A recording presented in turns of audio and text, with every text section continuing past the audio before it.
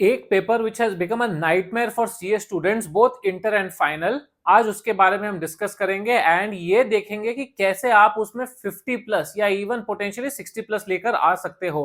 मैं बात कर रहा हूं ऑडिटिंग पेपर की, जो दोनों सीए इंटर और फाइनल में आता है। I have been talking to several students over the last few weeks मेरे one on one mentorship session में, एंड अभी सीए फाइनल के रिजल्ट्स आए थे। I think 95% of the students have at least failed in audit, और दूसरे subjects में भी फेल होएंगे लेकिन ऑडिट में तो फेल हो ही रहे हैं। एंड सभी का एक ही कहना था कि सर हमारी एक्सपेक्टेशन थी हमें 50 प्लस आएगा ऑडिटिंग में, and when we saw our marks 33, 32, 30, we were shocked कि इतना कम कैसे हो सकता है। बस इससे आधे 15-20 तो हमें एमसीक्यू में ही आ जाने थे, क्या बाकी डिस्क्रिप्टिव जो क्वेश्चंस थे उसमें हमें सिर्फ 10 या 12 मार्क के मिले क्या? This is impossible. CA inter student से भी बात करता हूं, वो यही चीज बोलते हैं कि सर ऑडिट में तो हम बहुत अच्छा प्रिपेयर करके गए थे, बट मार्क्स ऐसे क्यों आए हमें नहीं पता है, we are not able to understand. Now when I wrote my CA intermediate, PCC था उस टाइम पर, I had got I think 63 या 64 in auditing, and CA final में आई गॉट या तो 58 या 62, दो में से एक मार्क्स आए थे मुझे, तो आई डोंट रिमेंबर, बट 58 से ऊपर ही थे for sure. So I had a very strong grip on auditing paper, and that is why I thought I will share how to prepare, how to approach this particular paper. सुनना, अगर आपको auditing से सच में problem है तो video को please like भी करना, so that I know that I am making the right videos, and आपकी जो स्पेसिफिक प्रॉब्लम्स हो ऑडिटिंग को लेकर उनको आप कमेंट करके लिखना। ठीक है, सबसे पहली चीज, अगर आप सिलेबस पढ़ रहे हो और ये सोच रहे हो कि मैं सेल्फ स्टडी कर लूंगा, आप कर सकते हो ऑडिटिंग की सेल्फ स्टडी, लेकिन you will need to have complete conceptual clarity. So CA inter के जो स्टूडेंट्स होते हैं, because they have not done articleship, I would suggest perhaps you can go for some classes, at least fast track batches, to study your CA auditing paper. Final वाले, yes you have done your articleship, you understand auditing क्या होता है, although थोड़ी technicalities, थोड़ा institute का language अलग हो सकता है, but overall you understand what it means, you also can do self studies for sure. लेकिन if you decide to go for classes, please कोई ऐसे ट्यूटर को ढूंढना जिनको खुद को ऑडिटिंग का एक्सपीरियंस रहा हो। आजकल जो पेपर आ रहा है उसमें क्या हो रहा है, it is all very application based, very practical oriented. ऐसा नहीं है कि मैं बुक खोल के बिना ऑडिटिंग का खुद का एक्सपीरियंस रख के, एंड बाय ऑडिटिंग एक्सपीरियंस इधर आर्टिकलशिप में बहुत स्ट्रॉन्ग एक्सपीरियंस हो, बिग फोर का हो या very good mid size firm का हो, या फिर पोस्ट क्वालिफिकेशन वो अपनी प्रैक्टिस कर रहे हो या एटलीस्ट करके छोड़ के आए हो पढ़ाने के लिए। आई स्ट्रांगली फील कि जो पर्सन प्रैक्टिकली ये सब्जेक्ट ऑडिटिंग कर चुका है, काफी सारे क्लाइंट्स हैंडल कर चुका है, ही और she will be able to help you much better in your life when it comes to the auditing paper. Accounts क्या है, ठीक है, अकाउंट्स का अगर आप कॉन्सेप्ट ठीक से समझ गए हो, सम सॉल्व करना है, वो आपको पढ़ा सकते हैं। एएफएम के अगर आप कॉन्सेप्ट बहुत अच्छे से समझते हो, आप पढ़ा सकते हैं। ऐसा जरूरी नहीं है कि स्टॉक मार्केट में काम करने वाला ही आपको एएफएम पढ़ा पाएगा।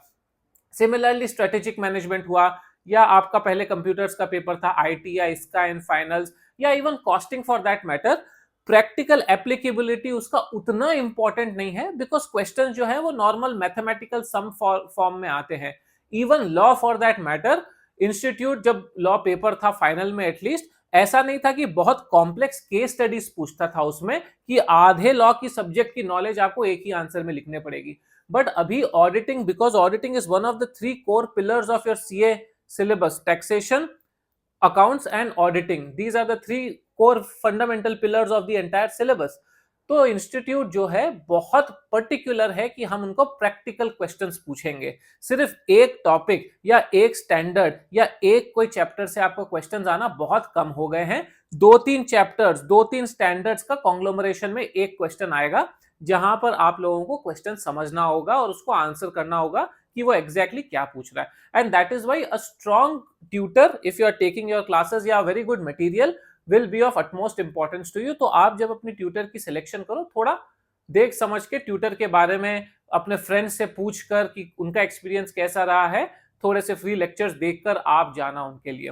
That is point number 1। Point number 2, when you are studying, it's extremely important that you study the entire subject as a whole.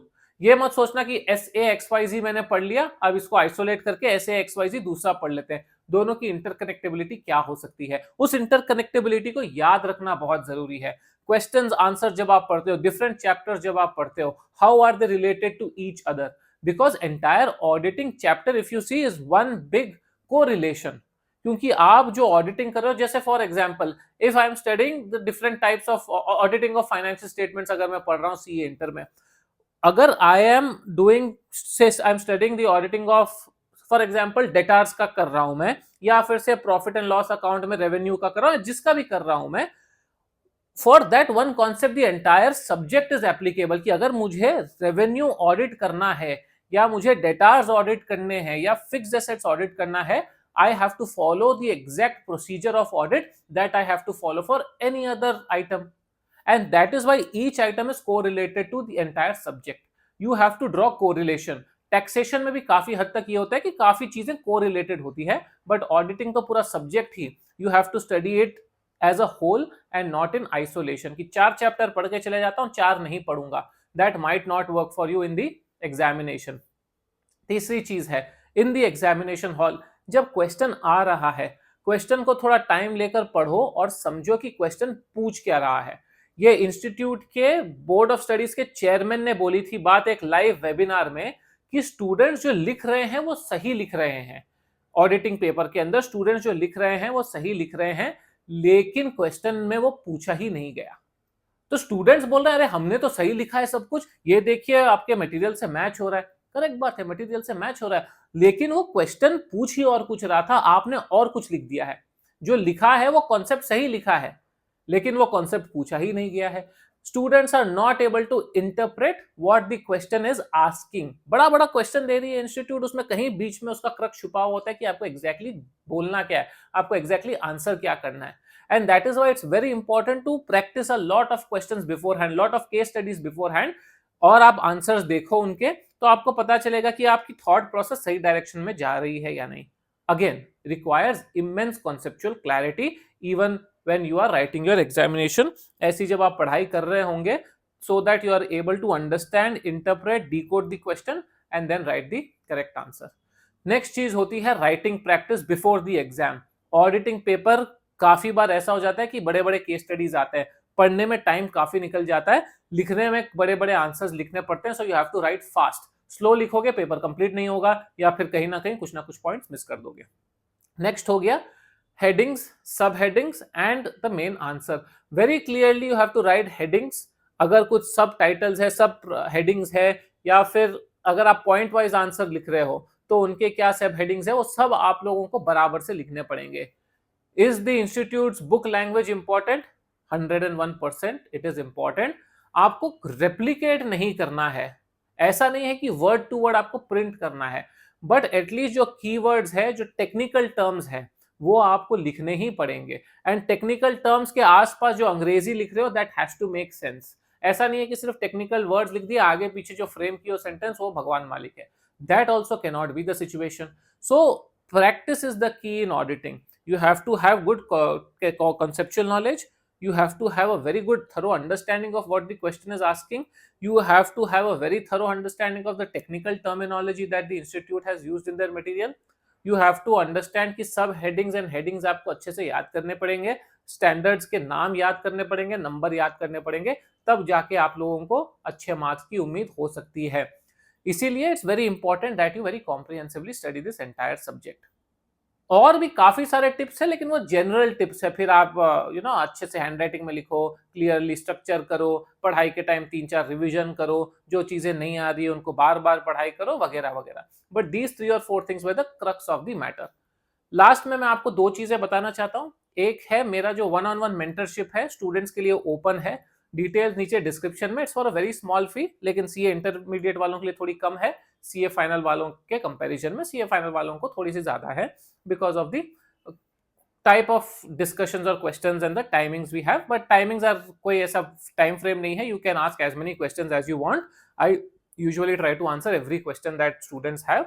उसकी डिटेल्स नीचे है, उसमें आपको प्रोसीजर मिल जाएगा। सेकंड है, मैंने एक छोटा सा कोर्स बनाया था, how to clear your CA examinations.